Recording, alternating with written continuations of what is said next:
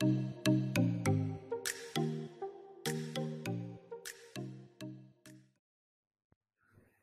dear learners. I, Anjali Saxena, welcome you all. In today's session, we will understand what are boiler troubles, especially priming and foaming. As we all know, there are four types of boiler troubles: sludge and scale formation, caustic embrittlement, boiler corrosion, priming and foaming. तो ये जो तीन type of के boiler corrosion है, first second third, sludge and scale formation, boiler corrosion, caustic embrittlement, ये हम अपनी separate videos में समझ चुके हैं। आज हम प्रिमिंग एंड फोमिंग समझने जा रहे हैं। तो समझते हैं प्रिमिंग एंड फोमिंग। डियर लर्नर, जब कभी भी बॉयलर में वाटर को बॉयल किया जाता है तो वाटर की बॉइलिंग अगर हम सडन कर रहे हैं तो स्टीम जनरेट होगी। ये जो स्टीम जनरेट होगी ये सरफेस से जनरेट होगी। अगर ये सरफेस से जनरेटेड स्टीम अपने साथ कुछ छोटे वाटर के ड्रॉपलेट्स को कैरी करती है तो हम इसको कहते हैं फॉर्मेशन ऑफ वेट स्टीम। और फॉर्मेशन ऑफ वेट स्टीम को ही हम प्रिमिंग के नाम से जानते हैं। So what is priming? Formation of wet steam is known as प्रिमिंग।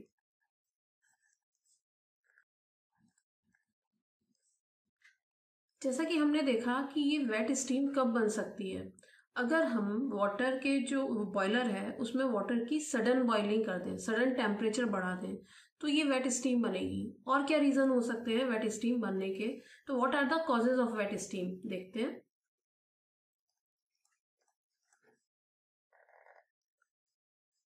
पहला हमने देखा सडन बॉइलिंग। जब भी हम सडन बॉइलिंग करते हैं वेट स्टीम बनती है।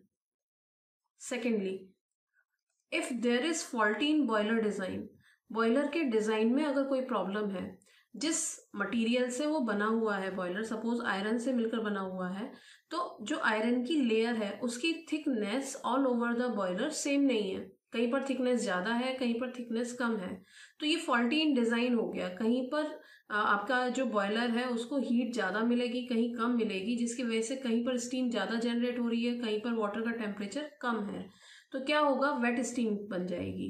तो जब कभी भी फॉल्टी इन डिजाइन होगा बॉयलर के तब प्रिमिंग होती है। और क्या रीजन हो सकते हैं प्रिमिंग होने के? अगर हमारे बॉयलर में कुछ क्वांटिटी में डिजॉल्व सॉलिड्स प्रेजेंट है, presence of, these are the causes for priming. अब हम इसको कैसे मिनिमाइज कर सकते हैं? सपोज कोई बॉयलर है जिसमें हमें पता है ये प्रॉब्लम्स हैं या वेट स्टीम बन रही है, तो वेट स्टीम का बनना कैसे मिनिमाइज किया जा सकता है? Minimisation of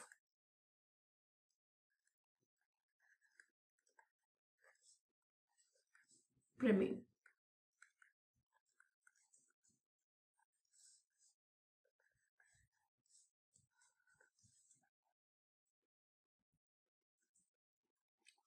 bye controlling rapid change in steam velocity. अगर हम स्पीड जो है स्टीम वेलोसिटीज की, उसको रैपिड चेंज को हम कंट्रोल कर लें तो प्रिमिंग का होना रोका जा सकता है या कम किया जा सकता है।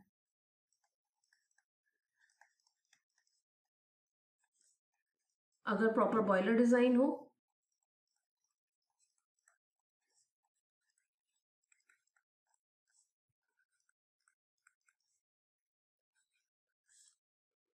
बाय मेंटेनिंग लो वाटर लेवल। अगर हम अपने बॉयलर में वाटर का लेवल लो मेंटेन करें तब भी प्रिमिंग को मिनिमाइज किया जा सकता है।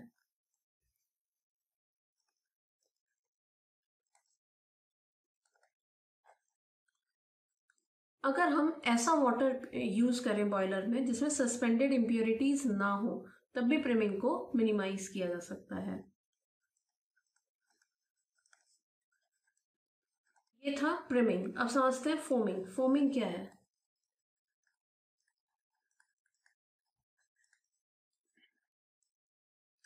Formation of small but persistent foam or bubbles which do not break easily is known as foaming। यानी कि ऐसे बबल्स का बन जाना जो कि बॉयलर की अपर लेयर पर परसिस्टेंट लेयर बना दे, उसको हम बोलते हैं फोमिंग।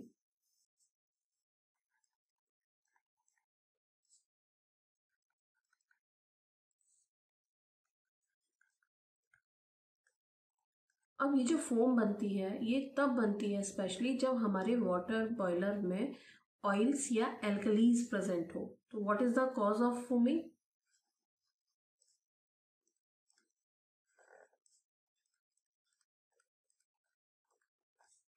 प्रेजेंस ऑफ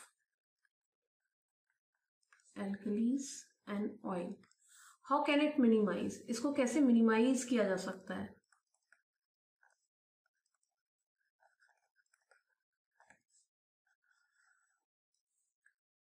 अगर हम अपने वाटर में anti foaming reagent like castor oil add कर दें तो इसको हम मिनिमाइज किया कर सकते हैं।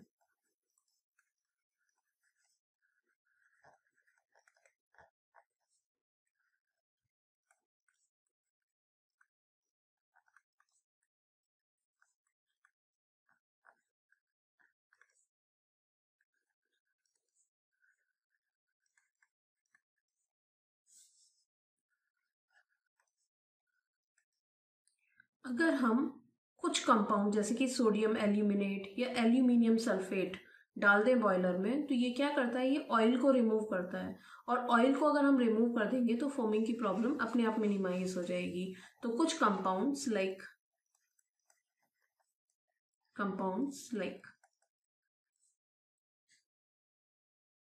एल्यूमिनियम सल्फेट,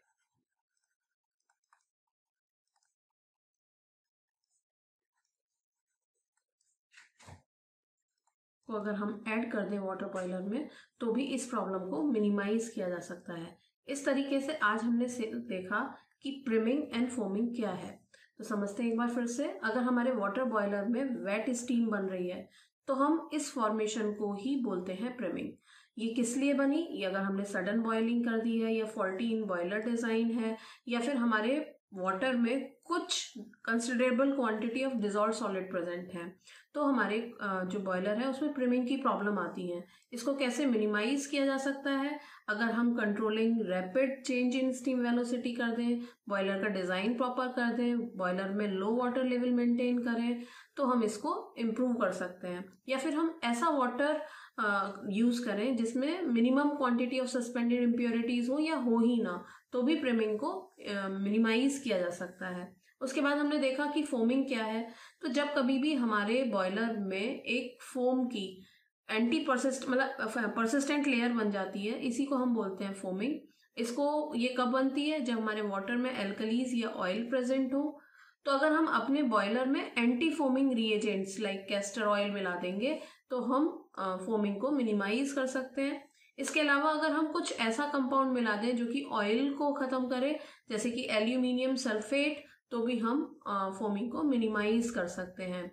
तो इस तरीके से आज हमने समझा कि जो बॉयलर ट्रबल्स हैं ये 4 तरीके के होते हैं, जिसमें से हमने अलग अलग वीडियोस में अपने बॉयलर ट्रबल्स को समझा। Sludge and scale formation, boiler troubles, दूसरा जो था वो था आपका कॉस्टिक एम्ब्रिटलमेंट या फिर बॉयलर कोरोजन।